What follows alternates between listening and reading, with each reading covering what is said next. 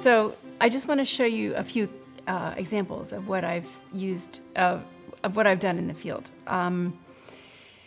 So I've used hypochlorous on every kind of wound. I've used hypochlorous on pressure wounds, on diabetic wounds, on venous wounds, on post-surgical wounds, on traumatic wounds. There's not a particular kind of wound that I have used it on that it has not worked. So this is a patient of mine who is 13 years old. She had a progressive paralysis, unknown etiology, and was in the hospital for a few weeks while they were doing tests trying to understand where her paralysis was coming from. So she got this pressure wound in the hospital. And she came to my office like this from the hospital, and we did a debridement, and her sacral bone, so this is her sacral bone is exposed here. And then we did hypochlorous for a few days and cleaned the wound up a bit. And then we did a few sessions of negative pressure, which is a common treatment for a big wound like this.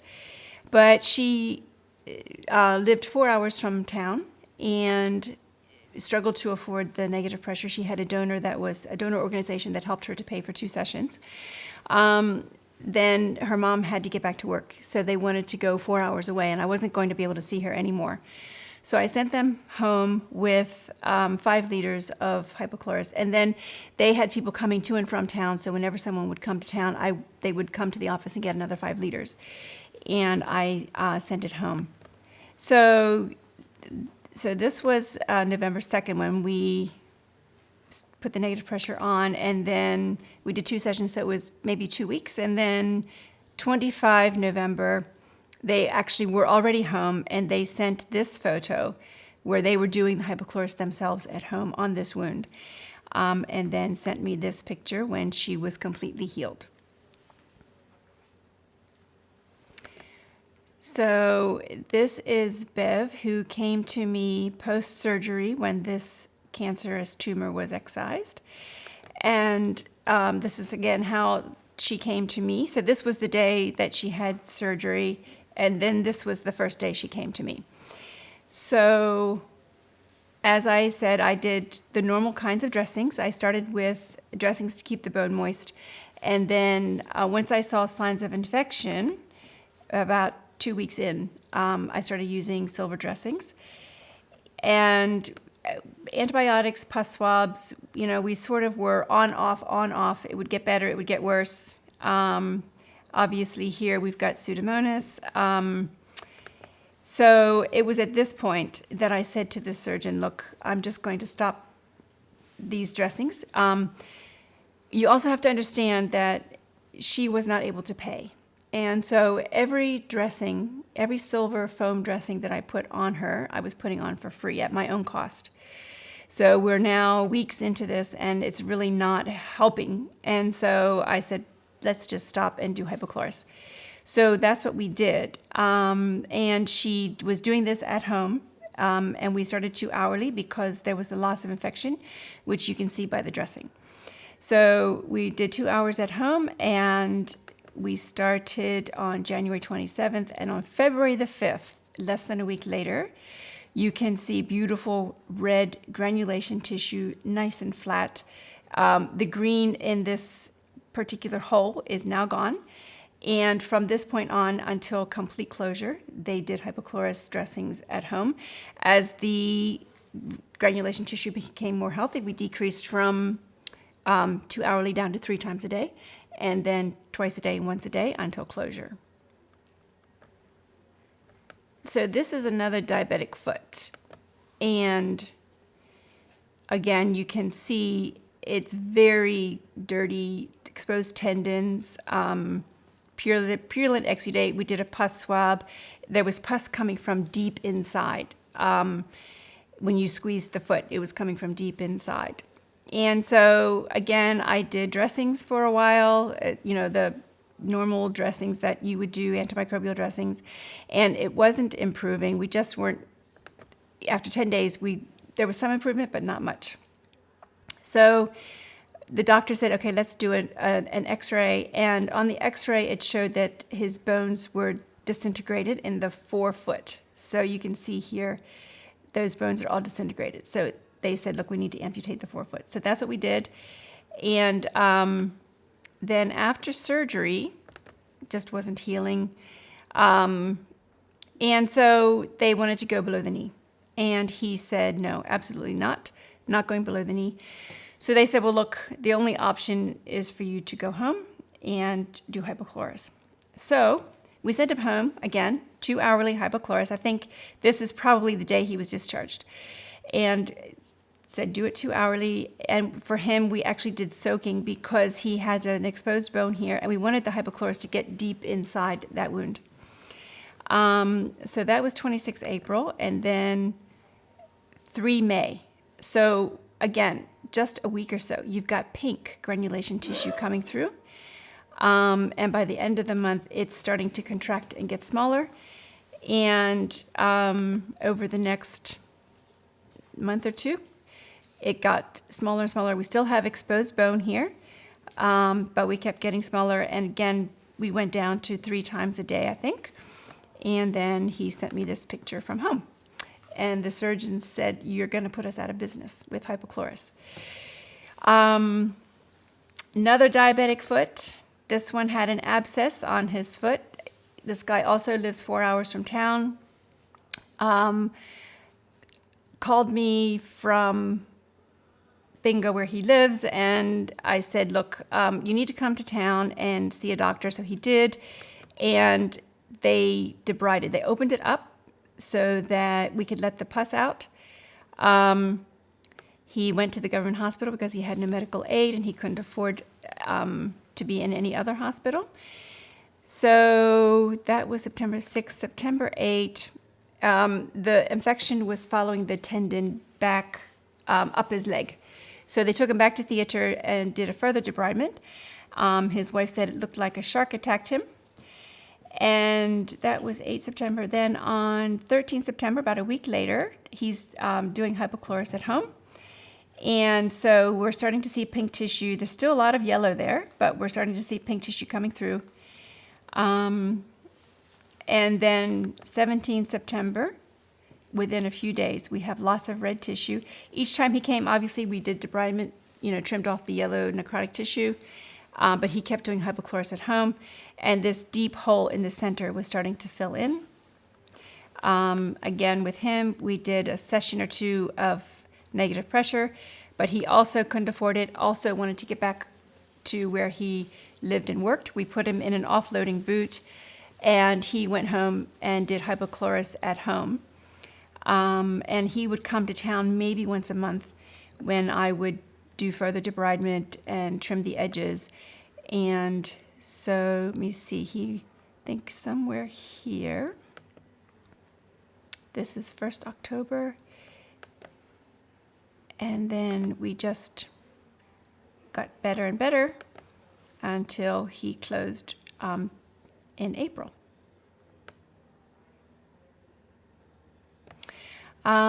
This is a post-surgical wound. This patient had recurring breast cancer. So this was in May, but she had a tumor resected in December of 2021, and it recurred. So you can see within those few months, and you see the size of that wound, how quickly that tumor grew. So she had another resection, and we did put her in negative pressure right away. But again, there was underlying infection underneath the negative pressure. This was her second time around. She lost her job. She couldn't afford more sessions of negative pressure. And so they had actually discharged her home on the negative pressure. So in my office, we were seeing her, and when we saw this bloody tissue and very friable, took her off the negative pressure, put her on hypochlorous. Again, this is 14 June. This is 18, 4 days later. We have red granulation tissue, and another 2 days later, very beautiful red granulation tissue, and all of this bone is covering. She carried on doing her dressings at home. She couldn't afford transport to come see me. So she ended up doing it at home. I actually haven't not seen her in my office since, but she sent us this picture. So this would have been early November of 2022. So we last saw her in the office in June, and this is her in early November, very significantly much smaller. So ideally, we would have done a skin graft on her. We would have gotten that wound closed right away so we don't have this scarring and things like that. But with her not being able to afford a skin graft, afford further hospitalizations, afford transport, afford surgeon's visits, she opted to do the dressing at home by herself with hypochlorous. So this is another picture the surgeon sent to me from theater. And I don't know if you can see, there are actually ribs here exposed. This was another very large tumor that was resected in the government hospital. So that was 9 June. 14 June, again, we did negative pressure on him. We were putting Inidine, which is an antimicrobial, under the negative pressure. You can see the green Pseudomonas here. This tissue is not healthy. It's hypergranulated. It's raised. And so, again, he was discharged home on negative pressure, came to see me in the office. But when we saw that we were not winning with infection, we took him off the negative pressure. Okay, so again, you can see this tissue is not healthy. Very raised and friable and not flat, not nice and red. So took him off the negative pressure and started him on hypochlorous at home. He did the dressings at home with a family member. This was 13 July that we took the negative pressure off. And on the 17th, we have nice, flat, red granulation tissue 3 days later. So you can see the difference in 4 days, from here to here. Again, it would have been ideal to do a skin graft on him, get that wound to cover up quickly. There where we're debriding, he had an area of bone exposed that didn't cover. There was, it was green, there was infection there. We did pus swabs, we did antibiotics. They were concerned they would have to resect that rib, so they didn't want to do a skin graft and close it up. They wanted to wait and see what was going to happen. But he also didn't really have the money to carry on with further surgeon's visits, further hospitalizations, further skin grafts. So he also opted to do that dressing at home. And so this was 7 October, the last time I saw him in my office. He comes about once a month, and we just trim the edges and make sure that the wound is continuing to get smaller. And you can see right here, this very small nodule, that's where they're still concerned about. There's a little bit of exudate coming out there, and they're still concerned about a possible problem there. So we haven't done a skin graft to close that up. But the wound is, again, contracting and growing in, and he's opting to continue with hypochlorous at home and not get that wound closed by a skin graft. So this patient had cancer of the vulva, and she was in hospital 2 months when I took this picture. So her doctor came to me. I was actually in the ward seeing another patient, and she came to me and said, "I don't know you, but I've heard of you. Would you please come and see this patient for me?" So she explained that she had cancer of the vulva. They removed, obviously, all of the labia and everything that was involved. They did a colostomy, but they did a loop colostomy, not an end colostomy. So the rectum was still leaking into the wound. There was feces leaking into the wound. And so that's why it wouldn't heal. And you can see it's very dirty and very, very yucky. So she said to me, "What can we do?" Now, again, in a place like this, it's very hard. How do you tape it? How do you put a dressing that's going to stay? How do you use an antimicrobial dressing? So I said, no, let's just do hypochlorous. So I had in the car, so I gave them 5 liters and some abdominal swabs. And we said to the patient, you do this every 2 hours, because the nurses are not going to have time to do it every 2 hours.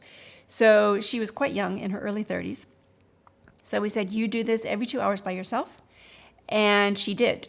And again, within 2-3 weeks, we have nice pink tissue, completely red granulation tissue, feces is all gone. And she actually went home shortly after this second picture was taken, and she'll carry on with hypochlorous dressings at home. This patient came to me, she actually came to me like this. Again, discharged from the government hospital like this, having not seen a surgeon, having not been debrided. When I questioned how this happened, because this does not look like a pressure wound. It's very big. Most pressure wounds would be right over the bone and not big like this. So they said, no, it started out like this, and there doesn't seem to be any reason why. They don't seem to know the reason why. It started like this, and then it became like this, where the tissue just became loose and sloughed off, and then became like this. So from the doctor side of things, there was some question as to whether she had received an injection in this area to stimulate an abortion. Obviously, if that happened, she wasn't going to tell me that that's what happened. So we don't really know what the cause of this was. But she was in renal failure, and obviously if you're in renal failure, wound healing is going to be delayed.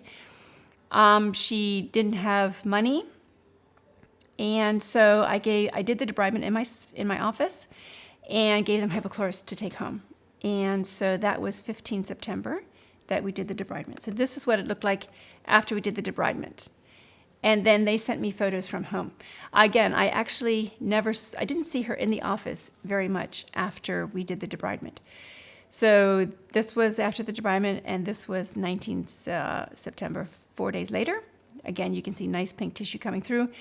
And when she would see me, we would debride these yellow bits. But then I think from here, I never actually saw her after this picture here. They carried on doing hypochlorous at home, and I unfortunately don't have any pictures of her completely healed, but she has completely healed, and she is now sending other patients to my clinic because of her experience in using hypochlorous. So one of the reasons that I like hypochlorous is because of these difficult to dress places. So I showed you the woman with the cancer of the vulva and the fact that we can't really make a dressing stick there. So I find it really useful because if you're doing a dressing on a hard to dress area like that, and you can't secure the dressing, if you're doing hypochlorous and the dressing falls out, you just put another dressing back in. And so this was another gentleman who had paralysis from the waist down and got a pressure wound. So this is his the crack of his buttock, and his anus is in here. So you can see to put a dressing on here and make it stick is going to be very, very difficult. I did do a few sessions of negative pressure, but every time he moved or would have a bowel movement, the dressing would be messed up and we'd have to redo it. And so the surgeons debrided these hard edges, and I had him just do hypochlorous in the hospital by himself. And so we went from this to this, where we now have this tissue is a bit macerated, but it has completely filled in this area. It's starting to grow in this area as well. And because this tissue is beautiful, red, healthy, infection-free granulation tissue, he's now a candidate for a flap to cover that and hopefully get him out of the hospital and back home again. All right, so as you can see, hypochlorous can be used on a wide variety of wounds, on very large ones, on very small ones, on hard-to-dress wounds, on every kind of wound, from pressure to diabetic to surgical to venous. I didn't actually show any venous wounds, but I've had patients who have not been able to afford the dressings to put under the compression wraps, so I put them in stockings, give them hypochlorous to do at home, and they went on to heal. So I've had good success using hypochlorous on really every kind of wound that there is.